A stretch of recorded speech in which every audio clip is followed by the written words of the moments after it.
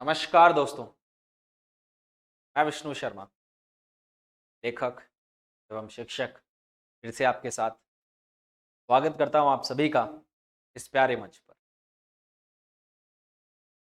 काफ़ी कुछ हमने पढ़ लिया है, काफ़ी कुछ पढ़ना बाकी है। आज की क्लास जो हमारी रहेगी, या आज की क्लास से जो हम शुरू करने वाले हैं, वो है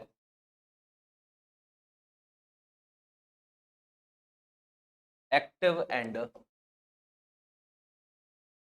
passive voice. Active and passive voice, यहाँ पर एक वर्ड मैंने यूज किया है, वॉइस। वॉइस का मतलब है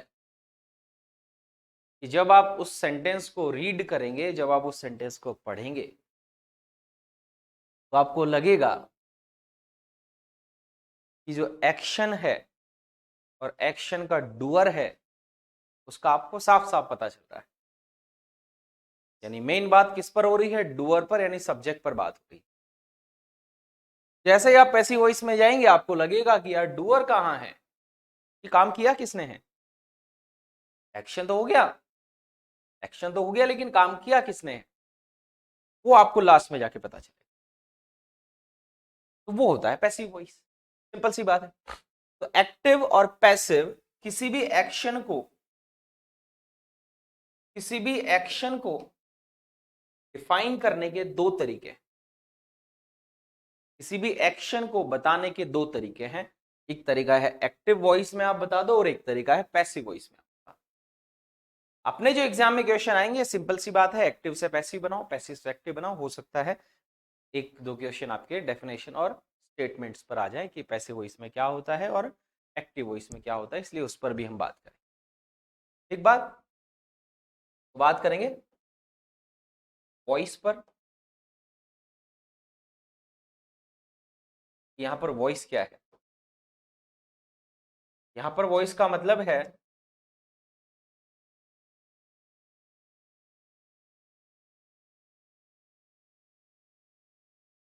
एक्शन इन द सेंटेंस और action done by subject or doer. Action in the sentence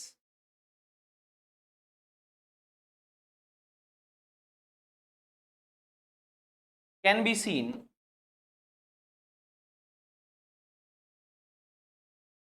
in two ways. जो सेंटेंस में एक्शन है, उसको आप दो तरीके से देख सकते हैं।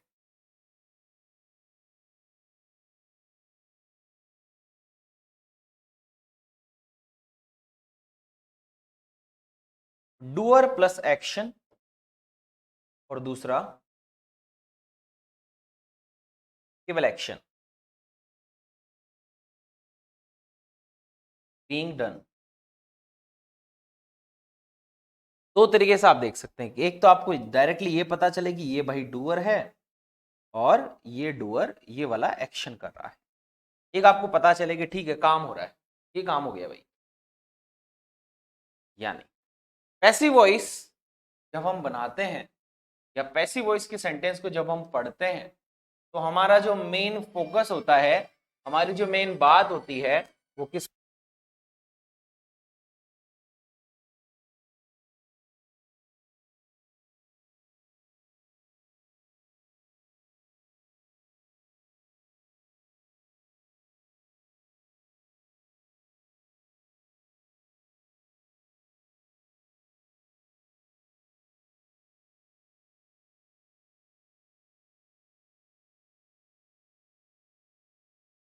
बीच में डिस्टरबेंस के लिए सॉरी। मैं बात कर रहा था कि जब हम पैसिव वॉइस के सेंटेंस को पढ़ते हैं ना, किसी भी पैसिव वॉइस के सेंटेंस से जब हम पढ़ेंगे, तो हमारा जो ध्यान है, कि हमारे दिमाग में जो एक बात अंदर जाएगी, वो ये जाएगी यार काम हुआ है। यानी हमारा मेन फोकस किस पर जाएगा? डायरेक्टली काम पर जाएगा, एक्शन पर जाएगा। किसने किया उस पर नहीं जाएगा। लेकिन जब हम नॉर्मल सेंटेंस पढ़ेंगे, तो सबसे पहले नाम ही किसका आएगा? सब्जेक्ट का आएगा, और उस डूअर का आएगा जिसने काम किया है। तो हमारा फोकस किस पर जाएगा? सब्जेक्ट पर जाएगा कि यार इस बंदे ने काम किया है। लेकिन जब हम पैसिव वॉइस का सेंटेंस पढ़ेंगे, तो हमें ये लगेगा कि हाँ यार ये काम हुआ है। ठीक है, क्या है? काम हुआ है। जैसे मान लीजिए सिंपल सा एग्जांपल देता हूं, एक तो सेंटेंस आप ऐसे पढ़ें कि जो जिला कलेक्टर है, जिला कलेक्टर ने आज एक लाइब्रेरी का उद्घाटन किया। तो आपको इस सेंटेंस को पढ़ने के बाद क्या लगा? अच्छा, जिला कलेक्टर ने किया। एक आपसे कोई लड़का आके बोले, आपका दोस्त आके बोले, आपके जानकार आके बोले कि यार आज अपने गांव में एक लाइब्रेरी खुली है। अच्छा, लाइब्रेरी खुली है, किस पर ध्यान गया? एक्शन, और एक्शन के जो आपका ऑब्जेक्ट है उस पर आपका ध्यान गया, यानी मेन काम किस पर गया? लाइब्रेरी खुलने पर आपका ध्यान गया। तो बोलने का तरीका ही तो हुआ, दो तरीके हो गए ना बोलने को। उस एक्शन को बोलने के दो तरीके हो गए, उस काम को बताने के दो तरीके हो गए कि एक तो आप बता रहे हैं काम करने वाला प्लस काम, और एक आप सिंपल सी बात बता रहे हैं कि भाई काम हो रहा है या काम हुआ है। ठीक है, तो वॉइस को हम इन दो तरीके से देख सकते हैं, एक एक्टिव वॉइस और दूसरा पैसिव वॉइस। एक बार इसको लिख लें, फिर आगे बढ़ते हैं और थोड़ी सी बात करते हैं कि एक्टिव वॉइस को किस तरह से और समझ सकते हैं, पैसिव वॉइस को और किस तरह से समझ सकते हैं।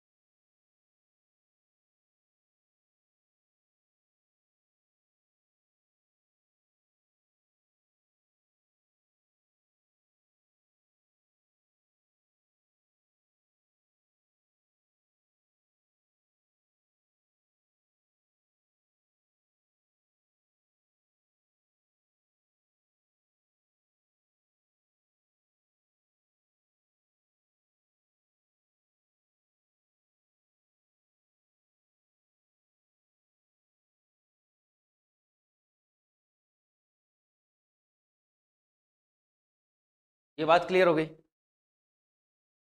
वॉइस पर ही हमारी बात चल रही है कि voice is a grammatical category. Voice is a grammatical category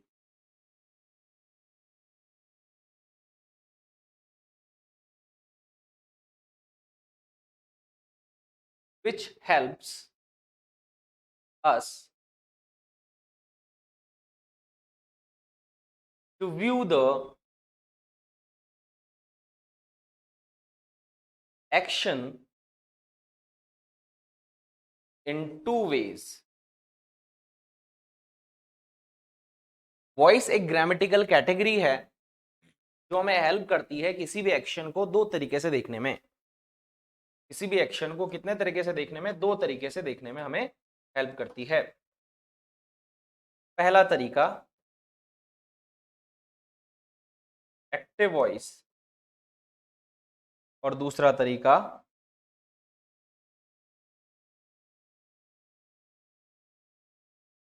passive voice. अगर हम डायरेक्टली बात करें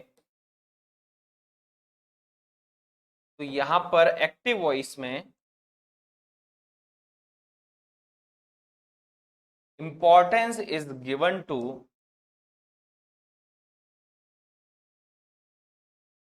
द सब्जेक्ट। जब भी हम एक्टिव वॉइस का कोई सेंटेंस पढ़ेंगे उसमें इंपॉर्टेंस इसको दी जाएगी, सब्जेक्ट को दी जाएगी। और जब हम पैसिव वॉइस का कोई सेंटेंस पढ़ेंगे तो इंपॉर्टेंस किसको दी जाएगी? एक्शन को दी जाएगी।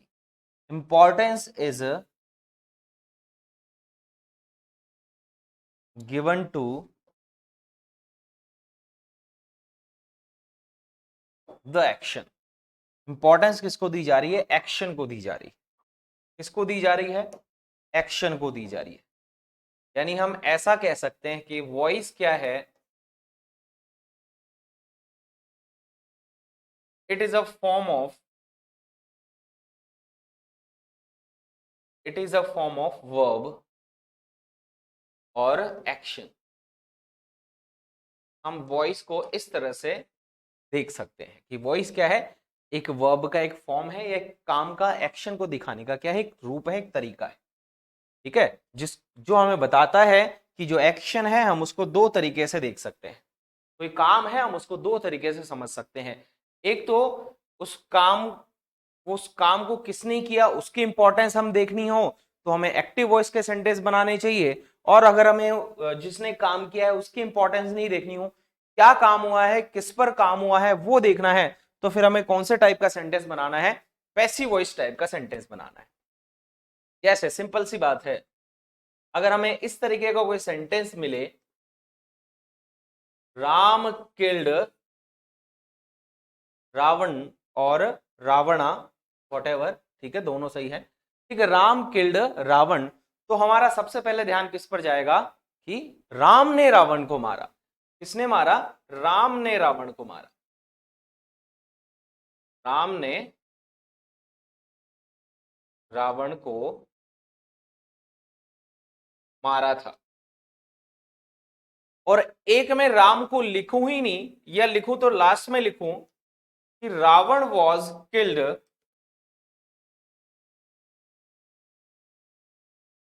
बाय राम। तो यहां पर आपको क्या मिलेगा, यहां पर आप सेंटेंस पढ़ेंगे,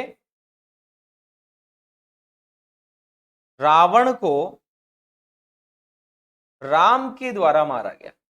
हिंदी में देखेंगे तो राम बीच में आ रहा है, लेकिन इंग्लिश में देखेंगे तो राम लास्ट में आएगा, तो हम बात इंग्लिश की ही कर रहे हैं, हिंदी में तो केवल मैं लिख कर बता रहा हूं, रावण को राम के द्वारा मारा गया था।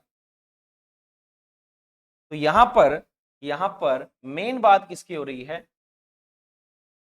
मरने को लेकर ज्यादा, मरने को या मारने को लेकर ज्यादा इंपॉर्टेंस दी जा रही है, और जबकि यहां पर किसको ज्यादा इंपॉर्टेंस दी जा रही है? राम को ज्यादा इंपॉर्टेंस दी जा रही है। पढ़ने में ही हमें ऐसा लगता है this is the sense, this is the sense, this is the only sense we can discuss, है ना, we can discuss on, right.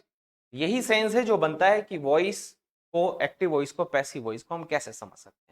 बाकी तो फिर रूल है, बाकी तो फिर मेथड है, बाकी तो फिर फॉर्मेट है कि ठीक है, एक्टिव वॉइस में आपको सब्जेक्ट स्टार्टिंग में मिलेगा, पैसिव वॉइस में वो सब्जेक्ट बाय लगाकर ऑब्जेक्ट के स्थान पर मिलेगा, वर्ब की थर्ड फॉर्म लगानी है यानी पास्ट पार्टिसिपल लगाना है, ईडी फॉर्म लगानी है, ऑक्सिलरी वर्ब का यूज करना होता है हमें पैसिव वॉइस बनाने के लिए। वो सारी चीजें अलग है, डिफर करती हैं इससे, इस बात से जो मैं अब तक आपसे कर रहा था, ठीक है। तो मेरी बात आप तक पहुंची होगी, समझ में आई होगी कि क्यों हमें एक्टिव वॉइस पैसिव वॉइस की थोड़ा सा समझ होनी चाहिए कि क्या है ये एक्टिव वॉइस और क्या है ये पैसिव वॉइस। एक बार लिख लो फिर आगे बढ़ते हैं।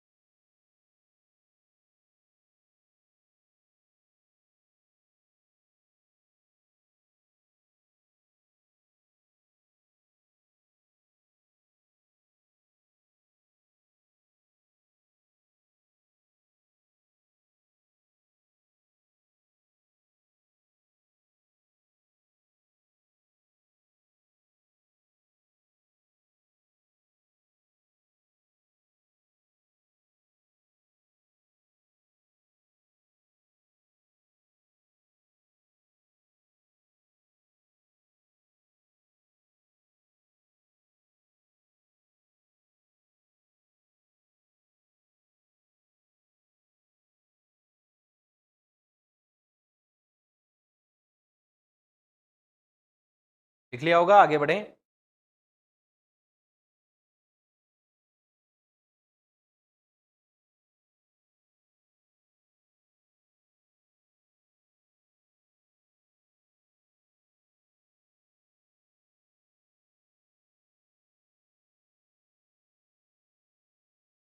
चलिए, ये बात हो गई।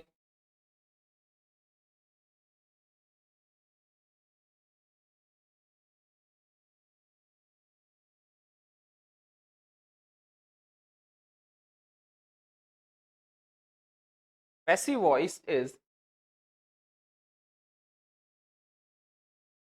अ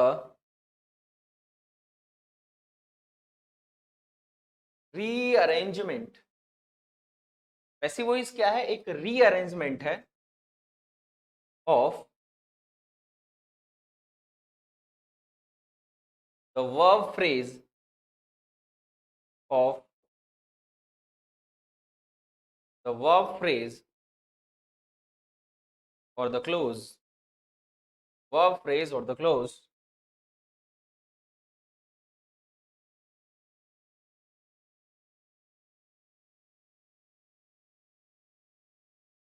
in a different way where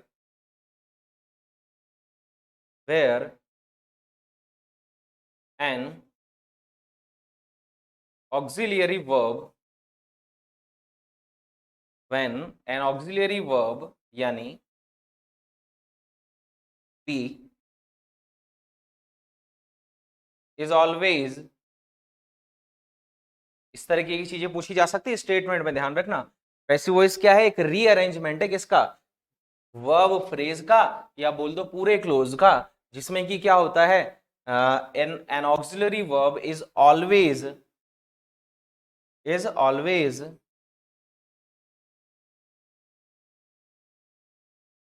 followed by past participle,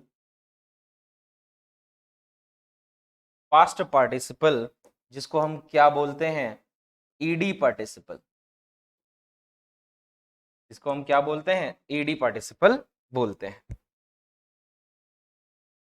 passive voice क्या है? पैसिव वॉइस क्या है? एक रीअरेंजमेंट है किसका? वर्ब फ्रेज का। हमें वर्ब फ्रेज दी जाएगी, एक सिंगल मेन वर्ब दी जा सकती है, हेल्पिंग वर्ब के साथ, ऑक्सिलरी वर्ब के साथ, नॉर्मल वर्ब दी जा सकती है, जैसे इजमार के साथ आईएनजी दे दिया, हैव के साथ third form of the verb दे दी, है ना, यानी पास्ट पार्टिसिपल दे दिया। लेकिन हमें उसको किसमें चेंज करना है, हमें उसको कैसे चेंज करना है, यही हमें समझना है। तो पैसिव वॉइस में तो हमेशा ऑक्सिलरी वर्ब का होना जरूरी है, जबकि एक्टिव वॉइस में हमेशा ऐसा जरूरी नहीं है कि आपको ऑक्सिलरी वर्ब जो है लगानी ही लगानी है। आप डायरेक्टली एक्शन वर्ब से, यानी वर्ब के जो फॉर्मेट है उससे भी काम चला सकते हैं। बात समझ में आ गई? तो लिखो एक बार। अब सिंपल सा आपको मेथड बताऊंगा, जिसको आप अब तक पढ़ते आ रहे हैं। अब तक तो थोड़ी बहुत ठीक है, डिटेल में बात चल रही थी, ठीक है ऐसा होता है ऐसा होता है। अब आपके लेवल पर आ जाऊंगा वापस में। ये 2-4 चीजें थी, 5-7 चीजें थी जिनके बारे में हमें पता होना चाहिए, जिनकी डिटेल्स थोड़ी सी हमसे स्टेटमेंट के रूप में पूछी जा सकती है ना, और पूछी जा चुकी है पहले भी सेकंड ग्रेड फर्स्ट ग्रेड में कई बार, इसलिए।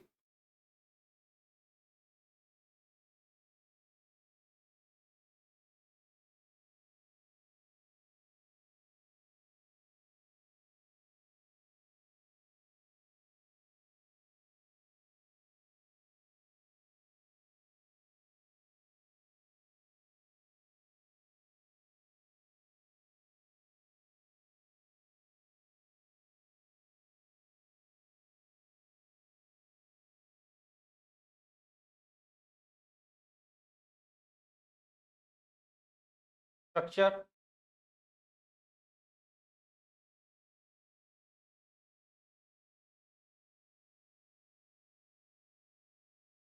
एक्टिव वॉइस,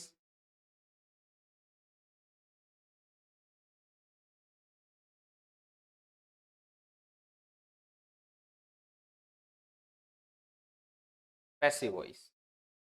ये स्ट्रक्चर हमेशा ध्यान रखना, ये स्ट्रक्चर हमेशा ऐसा ही होना चाहिए, ये स्ट्रक्चर बिल्कुल हमेशा ऐसा ही होना चाहिए, ये आपको ध्यान रखना है।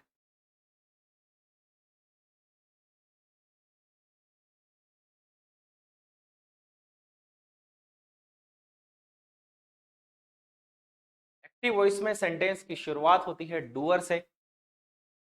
आपको डूअर पहले मिलेगा एक्शन के, फिर आपको मिलेगा एक्शन, एक्शन यानी स्ट्रक्चर में आगे तो वर्ब लिखूंगा अब मैं, ये वर्ब फ्रेज लिखूंगा,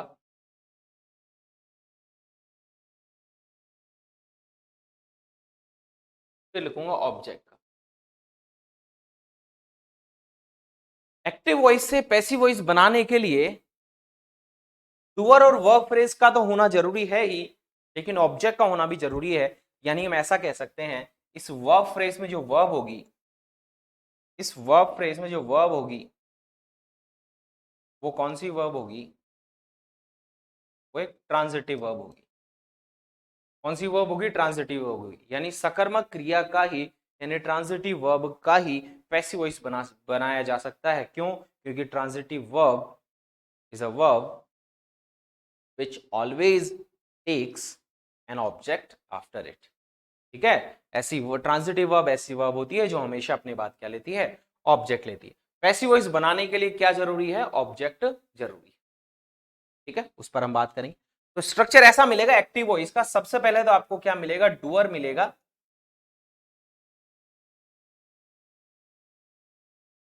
क्या मिलेगा? डूअर मिलेगा, जिसको आप क्या बोल सकते हो? सब्जेक्ट बोल सकते हो। डूअर हो जाएगा, यानी डूअर यानी वो क्या हो जाएगा? सब्जेक्ट हो जाएगा। दोनों लिख देता हूं मैं यहां पर, है ना, सब्जेक्ट या डूअर। ठीक है, फिर वहां पर आ गया ऑब्जेक्ट। ठीक है, वर्ब फ्रेज में सिंगल जो वर्ब होती है, हमने जब फ्रेज पढ़ी थी, एमएचएम जब पढ़ा था, तब हमने ये बात करी थी, सिंगल वर्ब भी बिल्कुल वीपी यानी वर्ब फ्रेज कहला सकती है ना। और auxiliary verb plus main verb, वो तो खैर वर्ब फ्रेज होती ही होती है। ठीक है, ये ध्यान रखेंगे। तो वर्ब कौन सी होनी चाहिए? ट्रांजिटिव वर्ब होनी चाहिए, क्योंकि इसके बाद ही ऑब्जेक्ट आ सकता है। अब पैसिव वॉइस की जब हम बात करेंगे, पैसिव वॉइस की जब हम बात करेंगे, तो object is placed, object is placed, object is placed कहां पर? आपको साफ साफ दिख रहा होगा, सब्जेक्ट की जगह, इन प्लेस ऑफ सब्जेक्ट। फिर बात आ जाएगी, फिर बात आ जाएगी वर्ब फ्रेज की।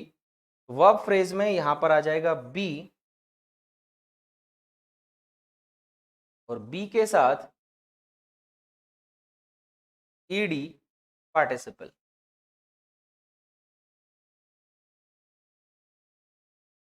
बी के साथ क्या आ जाएगा? ईडी पार्टिसिपल आ जाएगा। बी के साथ क्या आ जाएगा? ईडी पार्टिसिपल आ जाएगा। ठीक है, ईडी पार्टिसिपल आ जाएगा। यहां पर ऑब्जेक्ट की जगह बाय और सब्जेक्ट आ जाएगा। ऑब्जेक्ट की जगह क्या आ जाएगा?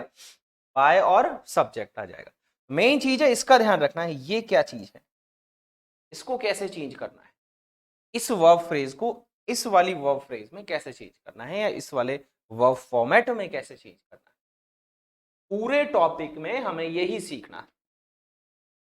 बाकी तो हमें सब्जेक्ट और ऑब्जेक्ट का पता होना चाहिए, ये हमने स्टार्टिंग से ही डिस्कस कर लिया है। इस लेवल पर हम आ चुके हैं कि अब हमें ये देखने की जरूरत नहीं है कि पूरा सब्जेक्ट कहाँ मिलेगा और ऑब्जेक्ट कहाँ मिलेगा। स्टार्टिंग से पूरी बात चल रही है। हमने स्पोका पढ़ा, SVOCA पढ़ा, MHM पढ़ा, स्पोका पढ़ा, इन सारी चीजों में हमने यही बात करी है स्टार्टिंग से, बेसिक से, कि सब्जेक्ट ऑब्जेक्ट क्या होते हैं। तो उस पर ज्यादा बात करने की मुझे जरूरत नहीं है कि मैं आपको फाइंड आउट करवाऊं कि सब्जेक्ट को कैसे फाइंड आउट करते हैं और ऑब्जेक्ट को कैसे फाइंड आउट करते हैं। ठीक है, तो इस पर हम टाइम वेस्ट नहीं करेंगे। तो ये है स्ट्रक्चर, ये एक्टिव वॉइस का स्ट्रक्चर और ये पैसिव वॉइस का स्ट्रक्चर। एक बार लिख लो इसको।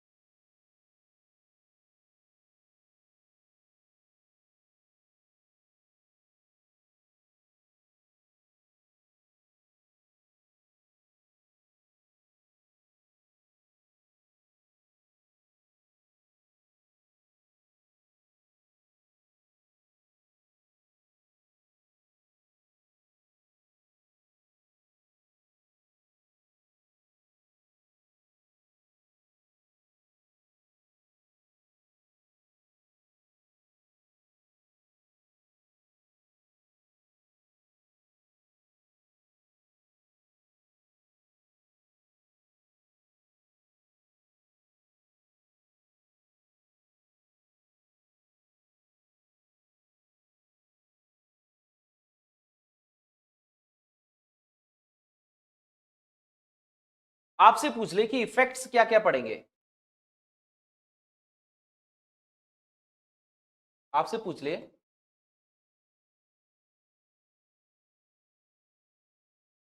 Effect of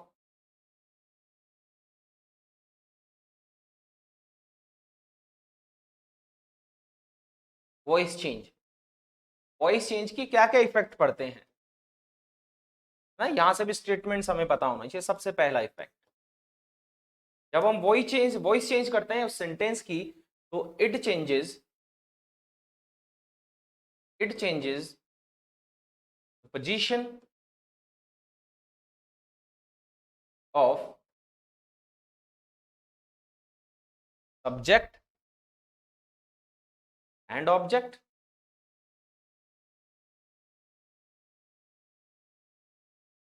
it changes the position of subject and object, बिल्कुल सब्जेक्ट और ऑब्जेक्ट की पोजीशन चेंज हो रही है, ठीक है, सब्जेक्ट ऑब्जेक्ट की जगह जा रहा है, ऑब्जेक्ट सब्जेक्ट की जगह आ रहा है, फंक्शन भी चेंज हो रहा है। It changes the function, it changes the function of subject and object.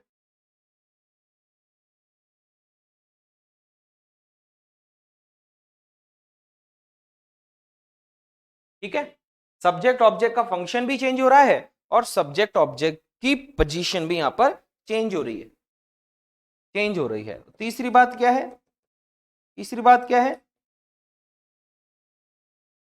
तीसरी बात है it changes the form of, it changes the form of verb. ये जो है वर्ब की फॉर्म भी चेंज कर रही है, जो कि हमने पहले बात कर ली कैसे चेंज हो रही है, सिंपल सी बात है, उस पर ज्यादा यहां पर एग्जांपल देने की मुझे जरूरत नहीं है। ठीक है, सबसे बड़ी बात, एक नोट डालकर एक बात हमें ध्यान रखनी है, वेरी वेरी वेरी इंपॉर्टेंट बात है ना, इसको ध्यान रखना है कि बाय प्लस जो डूअर हम लास्ट में लगा रहे हैं, बाय प्लस डूअर जो लास्ट में हम लगा रहे हैं, यानी सब्जेक्ट जो बाय प्लस ऑब्जेक्ट जो बन रहा है, उसको हम बाय प्लस डूअर या बाय प्लस सब्जेक्ट जो हम बोलते हैं, इज कॉल्ड एजेंट। ये ध्यान रखिए कि जब पैसिव वॉइस का सेंटेंस बनेगा, वो जो क्लोज होगा, उस क्लोज में बाय प्लस डूअर को क्या बोला जाएगा, एजेंट के रूप में देखा जाएगा। किस रूप में देखा जाएगा, एजेंट के रूप में देखा जाएगा। ये मेन बात थी जो हमें ध्यान रखनी है।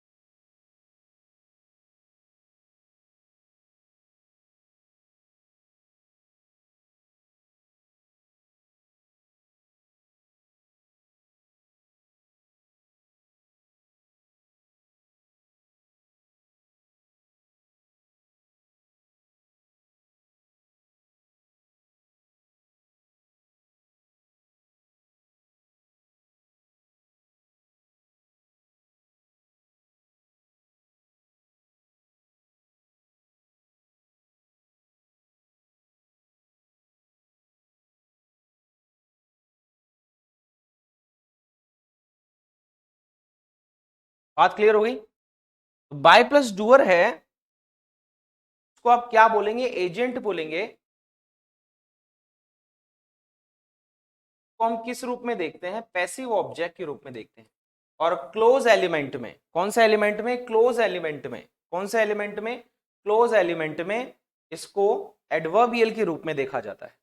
जब क्लोज एलिमेंट की बात करेंगे तो इसको किस रूप में देखा जाता है, एडवर्बियल के रूप में देखा जाता है। ये बहुत इंपॉर्टेंट बात है, इसको आपको ध्यान में रखना है। ठीक है, चाहे तो लिख भी लेना आप। एजेंट पैसिव ऑब्जेक्ट है, उसको दूसरे रूप में क्या बोलते हैं, एजेंट बोलते हैं। और क्लोज एलिमेंट में it is seen as an adverbial in clause element, ये आपको ध्यान रखना है। ठीक है, ये सारी बातें हमारी हो गई। बाय प्लस जो डूअर है, बाय प्लस जो सब्जेक्ट है, उसको तभी रखा जाता है जब इसको रखना नेसेसरी हो, यानी जब सब्जेक्ट को बताना जरूरी हो कि ये काम इसने किया है। बताना जरूरी नहीं होता है काफी बार, तो इसको हम स्किप भी कर देते हैं। जैसे कई बार इंडेफिनाइट जो प्रोनाउंस है, समवन, समबडी वगैरह, पीपल वगैरह, जो अंडरस्टूड होता है सब्जेक्ट, फिर इसको बार बार रखने की जरूरत नहीं है।